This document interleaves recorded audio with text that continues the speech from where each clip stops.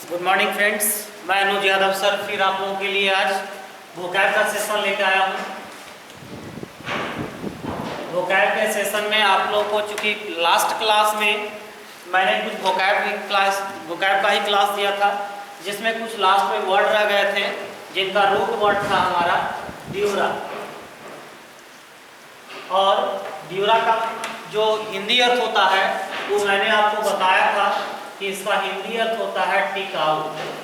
तो ड्यूरा का हिंदी अर्थ टिकाऊ होता है। तो देखना है क्या कि इस ड्यूरा रूट वर्ड से कुछ ऐसे वर्ड बने हुए हैं जिनका एक ऐसा अर्थ होता है। सबका रूट वर्ड जो है ड्यूरा ही होता है।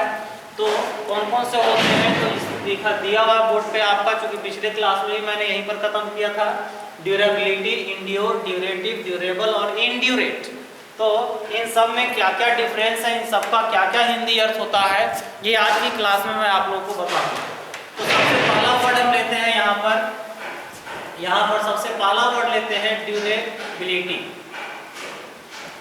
ड्यूरेबिलिटी, तो ड्यूरेबिलिटी जो होता है ना, ये ड्यूरेबिलिटी ये दो वर्ड से बना है। पहला शब्द हमारा है, पहला वर्ड है हमारा ड्यूरा। ड्यूरा का हिंदी अर्थ होता है टिकाऊ। और दूसरा हमारा है यहाँ पर एबिलिटी, और एबिलिटी मतलब होता है दक्षता, या इसी को कहते हैं योग्यता। यानी जिसकी योग्यता क्या हो कि वह क्या हो, टिकाऊ हो। यानी कह सकते हैं the ability to last long is called durability. The ability to last long is called durability, है ना। जिसका एबिलिटी क्या हो, ड्यूरा हो, टिकाऊ हो। यानी इसको एक एग्जांपल से और भी हम दे सकते हैं, they advertised the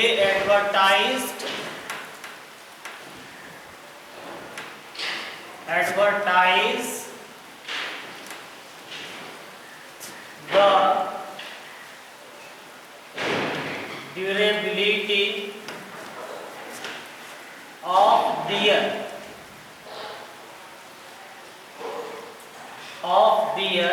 प्रोडक्ट। वे लोग अपने प्रोडक्ट की टिकाऊ के लिए क्या किए, एडवर्टाइज किए कि उनका प्रोडक्ट जो है बहुत ज्यादा क्या है, टिकाऊ है। ठीक है। नेक्स्ट वर्ड हमारा आते हैं इंड्योर। नेक्स्ट वर्ड आते हैं इंड्योर। ठीक है। ड्यूरेबिलिटी जो है ये हमारा नाउन था। ठीक है, ड्यूरेबिलिटी हमारा नाउन था। अगला वर्ड हमारा है इंड्योर, और इंड्योर जो है ये हमारा वर्ब। ठीक है। जब आप खुद सोचिए आप कि जब आप किसी को बर्दाश्त करते हैं, ठीक है, तभी ना आप उसको इंड्योर कर रहे हैं। समझ में आ रही बात ना। आप किसी के बात को, किसी के व्यवहार को, किसी के ऑड व्यवहार को सहन कर रहे हैं, बर्दाश्त कर रहे हैं, इसका मतलब कि आप वहां पर इंड्योर कर रहे हैं। तो इंड्योर का मतलब होता है क्या, टू टॉलरेट। इंड्योर का मतलब होता है टू टॉलरेट, यानी कि सहन करना। इसका एग्जांपल देते हैं, one must not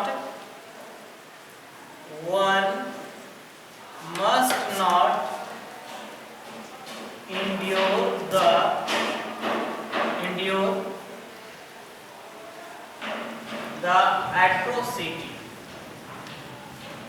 atrocity। One must not endure the atrocity। The यहाँ से हटा देंगे तो भी अच्छा रहेगा, कि किसी को भी किसी के एट्रोसिटी को इंड्योर नहीं करनी चाहिए, सहन नहीं करनी चाहिए। एट्रोसिटी मतलब होता है क्या, तानाशाही, है ना। चलिए नेक्स्ट वर्ड हमारा आते हैं, उतारिए इसको पहले।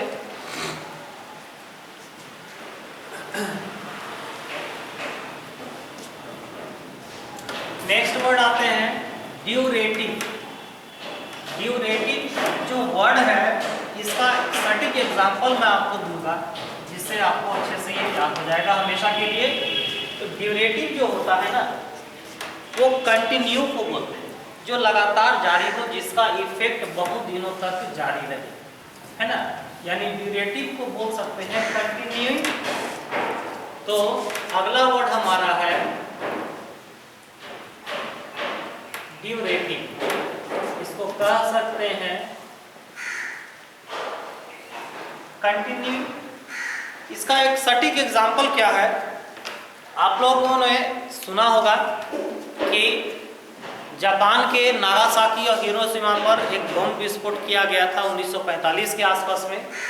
तो वो बम विस्फोट तो किया गया, लेकिन उस बम का जो असर है वो लगातार जापान में कई जनरेशन तक जारी था, जिसके कारण से वहाँ के लोग नाटे होते थे। किन्हीं का हाथ नहीं होता था, किन्हीं का पैर नहीं होता था, किन्हीं का सर ही नहीं होता था। ऐसे बच्चे वहाँ पर पैदा हो रहे थे।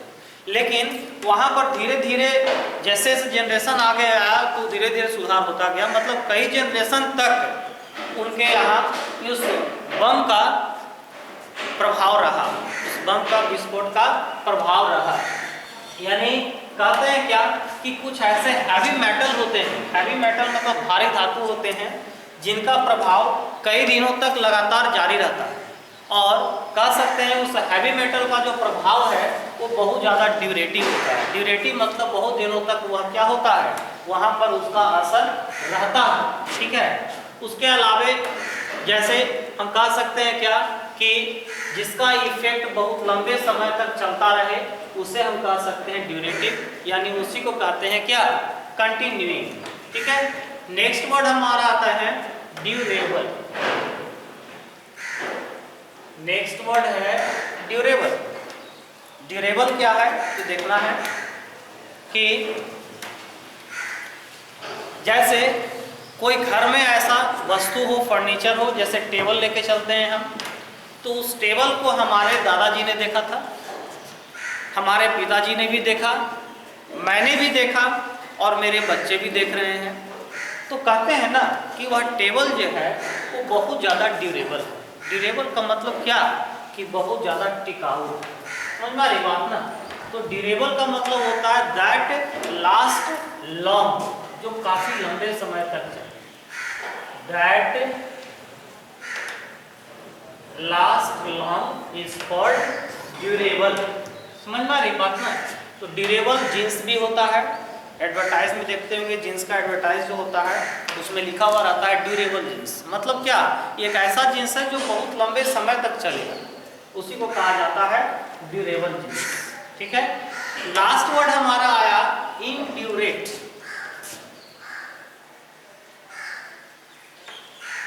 इनड्यूरेट, इनड्यूरेट क्या होता है, जैसे कोई भी चीज कहीं पर बहुत दिनों तक टिकी रह जाए, उसके ऊपर कोई दूसरी वस्तु टिक जाए, फिर उसके ऊपर दूसरी वस्तु टिक जाए, इस तरह से धीरे धीरे करके वह बहुत कठोर हो जाता है और अंत में वह चट्टान का भी रूप ले सकता है।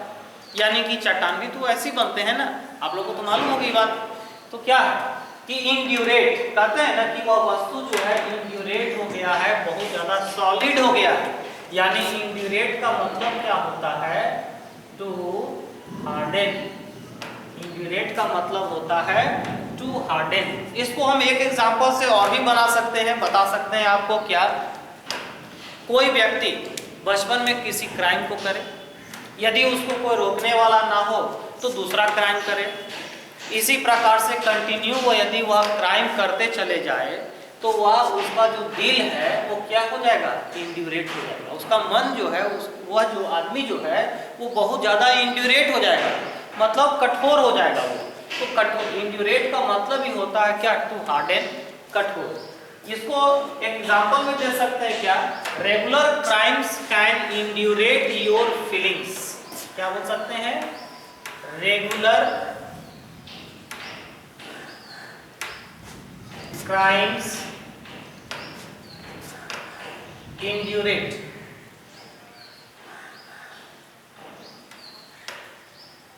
your feeling। रेगुलर क्राइम जो है वो आपकी फीलिंग को क्या कर सकता है, इंड्यूरेट कर सकता है, कठोर कर सकता है। इसी में ऑल्सो जोड़ दो तो ज़्यादा अच्छा हो जाएगा, आपके फीलिंग्स को भी कठोर कर सकता है। That is called indurate. ठीक है। तो ड्यूरा से रिलेट मैंने जितने वर्ड थे सारे की चर्चा की है। इसके बाद हम चलते हैं अगला वर्ड, करिएगा इसको। अगला वर्ड भी हमारा रूट वर्ड ही है, ठीक है। अगला वर्ड हमारा रूट वर्ड ही है, उसी से रिलेटेड सारे वर्ड का चर्चा हम करेंगे आज।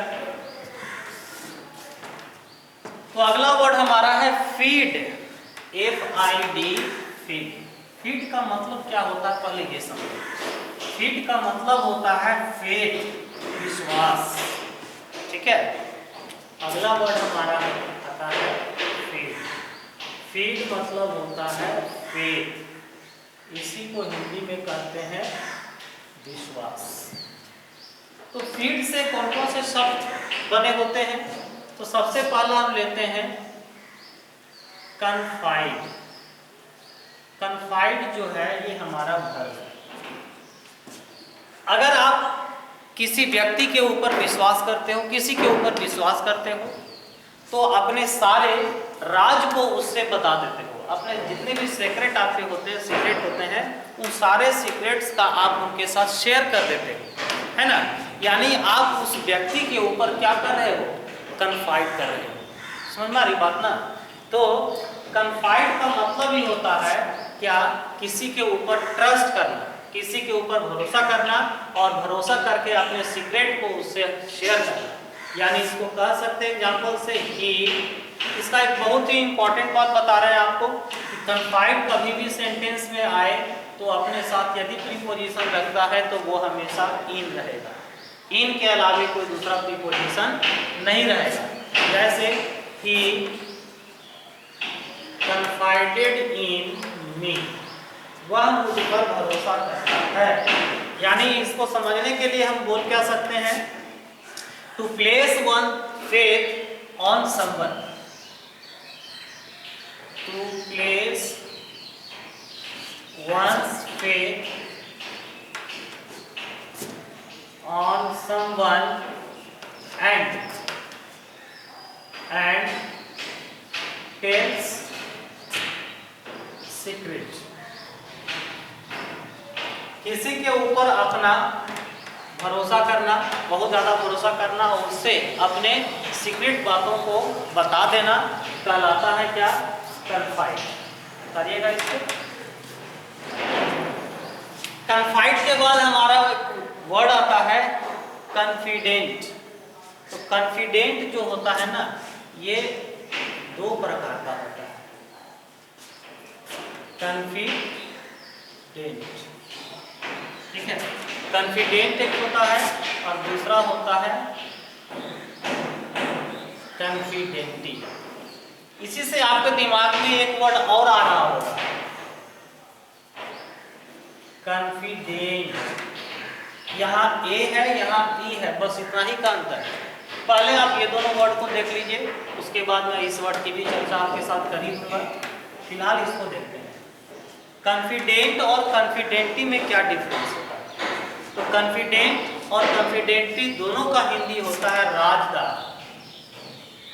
राजदार, आपका जो मित्र, विश्वासी मित्र जो आपके सारे राज को जानता हो, उसी को कहते हैं कॉन्फिडेंट।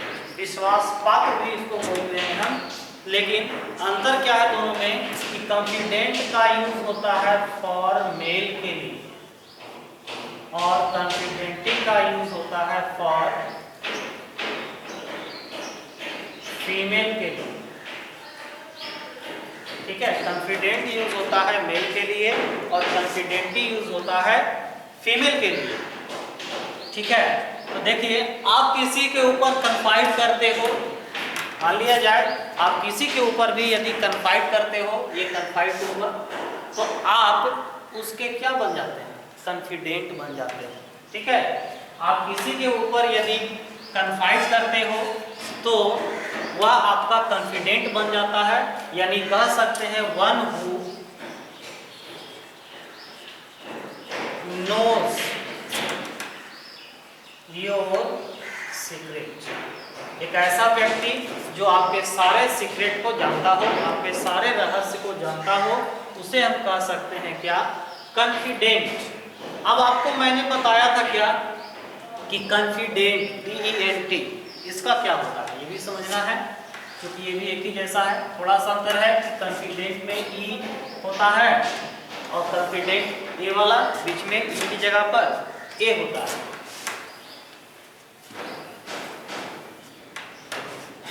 चलिए नेक्स्ट वर्ड आते हैं हमारा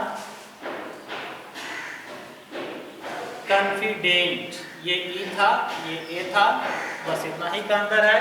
लेकिन अंतर क्या दोनों में, ये जो है ये हमारा एडजेक्टिव होता है, ठीक है, और ये दोनों जो था ये हमारा नाउन होता है। समझना रही बात ना, ऊपर वाला ई वाला एडजेक्टिव है और ए वाला हमारा नाउन है। अगर मैं कॉन्फिडेंट हूं कि मेरा स्टूडेंट पास हो जाएगा, क्या करूंगा? अगर मैं यह कॉन्फिडेंट हूं कि मेरा स्टूडेंट पास हो जाएगा, इसका मतलब क्या है? I have faith in you. इसका मतलब क्या है? I have faith in you, मैं तुम पर भरोसा करता हूं। लेकिन यदि आप खुद पर कॉन्फिडेंट हो कि आप पास हो जाएंगे, सुनना रही बात ना, लेकिन यदि आप खुद पर कॉन्फिडेंट हैं कि आप पास हो जाएंगे तो बोलते हैं क्या?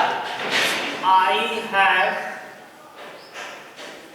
फेथ इन माई सेल्फ, ठीक है, I have faith in my self. मैंने मतलब वहां पर क्या कि किसी प्रकार का मुझे डाउट नहीं है, डर नहीं है, मैं निडर हूं कि मैं पास हो जाऊंगा, या यदि मेरा स्टूडेंट पास हो जाएगा इस बात के लिए मैं कॉन्फिडेंट हूं, तो वहां पर क्या होगा कि मैं भी वहां पर निडर हूं, मुझे किसी प्रकार का डर नहीं है कि मेरे विद्यार्थी फेल होंगे, वे निश्चित रूप से पास हो जाएंगे, ठीक है। तो यहाँ पर कॉन्फिडेंट का मतलब होता है क्या? निडर, ठीक है। निडर मतलब डरपोक वाला निडर नहीं, यहाँ पर किसी चीज के लिए अस्वस्थ होना, तो कॉन्फिडेंट होता है। तो कॉन्फिडेंट के जैसा ही एक और वर्ड हमारा है, इसको नाउन के रूप में यदि बदल दें तो हो जाएगा क्या? कॉन्फिडेंस। तो दोनों में भी वही अर्थ है, एक एडजेक्टिव है और एक नाउन है, लेकिन ध्यान देना है कि कॉन्फिडेंट जो होता है हमेशा ऑफ लेता है, ठीक है, और कॉन्फिडेंस जो है वो हमेशा क्या लेता है? इन लेता है, ठीक है, ये ध्यान रखना है। कॉन्फिडेंट ऑफ लेता है और कॉन्फिडेंस इन लेता है। चलिए नेक्स्ट वर्ड हमारा आते हैं, उसको उतारिए पहले।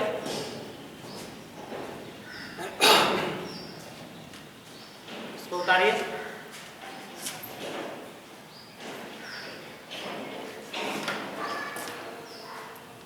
नेक्स्ट वर्ड आते हैं हम फिडेलिटी। फिडेलिटी के जैसा ही वर्ड होता है एक और लॉयल्टी। दोनों का हिंदी अर्थ होता है वफादारी, विश्वासी, ठीक है। दो वर्ड मैंने बताया आपको, फिडेलिटी और लॉयल्टी, दोनों एक जैसा है। चूंकि लॉयल्टी फिट का वर्ड नहीं है, लेकिन फिर भी दोनों का हिंदी अर्थ सेम आता है, दोनों एक दूसरे का सिनोनिम्स हैं, इसलिए एक जगह चर्चा हम कर रहे हैं। तो पहला है फिडेलिटी और दूसरा है लॉयल्टी। तो फिडेलिटी और लॉयल्टी जो है ये दोनों क्या होता है? नाउन ही होता है, ठीक है। फिडेलिटी भी नाउन है और लॉयल्टी भी नाउन है। तो देखते होंगे फिडेलिटी और लॉयल्टी दोनों एक दूसरे का सिनोनिम्स ही है, लेकिन दोनों के यूज में थोड़ा सा डिफरेंस है। क्या डिफरेंस है कि देखो, वफादारी की बात करें तो एक कुत्ता जानवर जो होता है वो भी अपने मालिक के प्रति वफादार होता है ना। तो एक आदमी के प्रति ही वफादार होता है, एक हस्बैंड वाइफ के प्रति भी वफादार होता है। तो हस्बैंड और वाइफ के बीच में जो सामंजस्यता होती है, वहाँ पर जो वफादारी होती है, उसके लिए स्पेशली वर्ड यूज होता है फिडेलिटी, यानी इसका यूज होता है हस्बैंड एंड वाइफ के बीच। हस्बैंड और वाइफ के बीच में लॉयल्टी का मजबूरीवश यूज कर सकें तो कर सकते हैं, लेकिन यदि ऑप्शन में फिडेलिटी रहे तो हमेशा हस्बैंड वाइफ के लिए फिडेलिटी ही लगाना है, क्योंकि इसके लिए सटीक वर्ब नाउन सटीक वर्ड हमारा फिडेलिटी ही होता है। बाकी सभी जगह लॉयल्टी का यूज हम कर सकते हैं, जैसे कुत्ते का वफादारी, किसी आदमी का किसी दूसरे आदमी के साथ वफादारी, किसी व्यक्ति का अपने देश के प्रति वफादारी, वहाँ भी लॉयल्टी का यूज हम कर सकते हैं। तो फिडिलिटी और लॉयलिटी ये दो वर्ड मैंने बताया, यानी इसको हम कह सकते हैं क्या इन दोनों को, the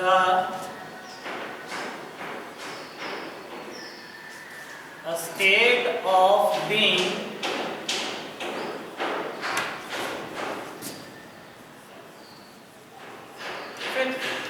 the state of being faithful is called fidelity या लॉयलिटी।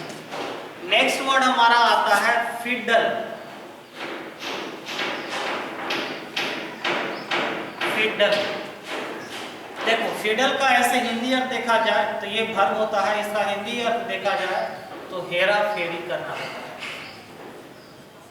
अब हेरा फेरी करना का मतलब तो जब बॉडी इसका हिंदी अर्थ हेरा फेरी करना निकला तो आपके दिमाग में तुरंत आ गया होगा कि किसी को धोखा देना। हाँ, तो उसी लिए यूज होता है ये।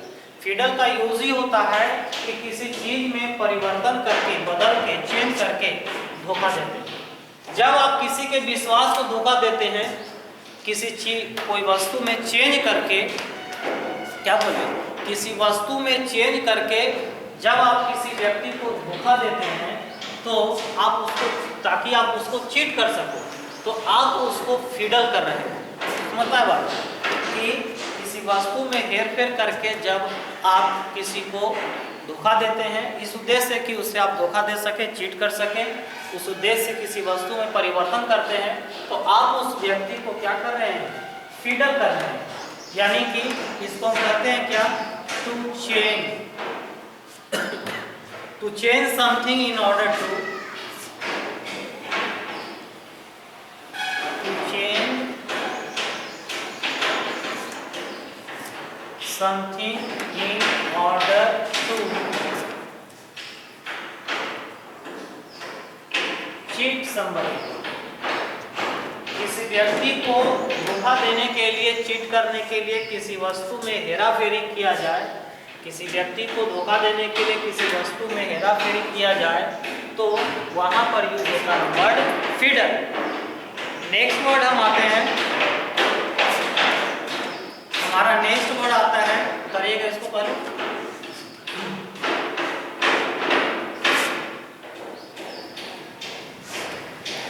अगला वर्ड हमारा है फिडिज्म और फिडिस्ट। अगला वर्ड आता है हमारा फिडिज्म और फिडिस्ट। दोनों एक ही जैसा वर्ड है, दोनों एक दूसरे से रिलेटेड है। समझना है कि इनके यूज में क्या डिफरेंस होता है। पहला वर्ड हमारा है फिडिज्म और दूसरा वर्ड हमारा है फिडिस्ट। दोनों में क्या डिफरेंस है जो देखना है।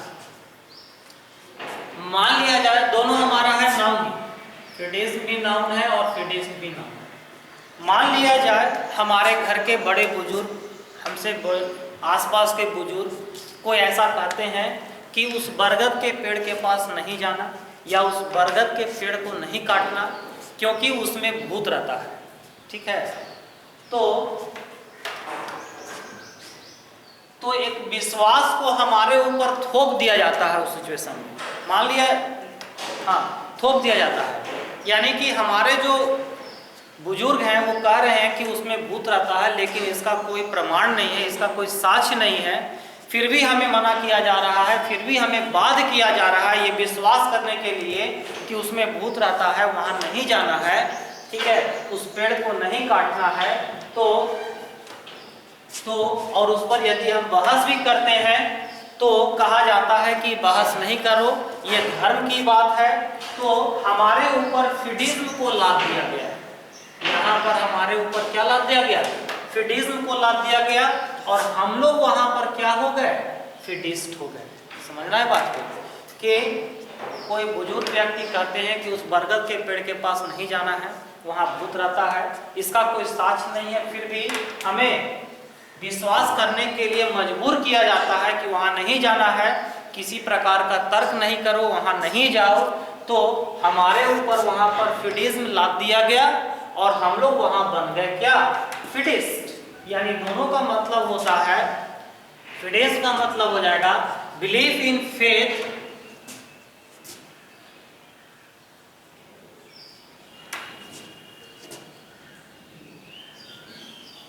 belief in faith in absence of reason. Belief in faith in absence of reason. ठीक है, अब फिडिस्ट की बात की जाए, one who is follower, one who is follower of fideist, वह जो फिडिज्म की बातों को मानता है उसे कहा जाता है क्या? फिडिस्ट। मेरे ख्याल से ये समझ में आ गया होगा आप लोगों को। नेक्स्ट वर्ड हमारा आते हैं फिड्यूसरी, FIDUCIARY, फिड्यूसरी। फिड्यूसरी क्या होता है, जो समझना है। मान लिया जाए आप किसी कंपनी में काम करते हो, ठीक है, तो इसको ऐसे कहते हैं क्या? Based on trust, based on trust, ये विश्वास के ऊपर आधारित है। मान लिया जाए आप किसी कंपनी में काम करते हो, तो उस कंपनी का सारा डेटा जो है, सारा रिकॉर्ड जो है, वो आपके अंडर पे रहता है। तो वहाँ पर आपका एक फिड्यूसरी ड्यूटी रहता है कि आप उस कंपनी के डेटा को, उस कंपनी के कलेक्शंस को, उस कंपनी के रिकॉर्ड्स को कहीं लीक ना करें। तो वहाँ पर आपका एक फिड्यूसरी ड्यूटी होता है, ठीक है, कि आप उस कंपनी के किसी भी कागजात को, किसी भी कॉन्फिडेंशियल रिकॉर्ड को आप वहाँ से उसको ओपन ना करें, किसी के सामने ना लाएं। तो दैट इज कॉल्ड, कहलाता है फिड्यूसरी। ठीक है, यानी कि हम कह सकते हैं क्या कि हमारा कर्तव्य जो होता है किसी के प्रति कि हम उसका पालन करें, उसी को कहा जाता है फिड्यूसरी। फिड्यूसरी खासकर ड्यूटी के लिए यूज होता है ना। किसी भी बड़ी बड़ी कंपनी में बहुत सारे कर्मचारी होते हैं और उस कर्मचारियों का एक अपना रेस्पॉन्सिबिलिटी होता है, फिड्यूसरी ड्यूटी होता है कि वहाँ के डेटा को वो लीक ना करें। तो उसी को कहा जाता है फिड्यूसरी, जो बेस्ड ऑन ट्रस्ट, किसी के भरोसे के ऊपर वह क्या होता है? आधारित होता है। ठीक है, तो आज मैंने ड्यूरा से रिलेट रूट वर्ड को बताया और दूसरा मैंने बताया फीड से रिलेटेड रूट वर्ड को, यानी दो रूट वर्ड को मैंने आज टच किया। ठीक है, नेक्स्ट में हम आएंगे फिर से वर्ड को ही लेकर के। ठीक है, तो वर्ड को लेकर के, तो फीड का कुछ और वर्ड बचा हुआ है जो आगे आपको हम अगले क्लास में बताएंगे। इसी के साथ मैं अपने क्लास को आज समाप्त करता हूं और मुझे आशा है कि आप लोग मेरा वीडियो देख रहे होंगे। ठीक है, थैंक यू।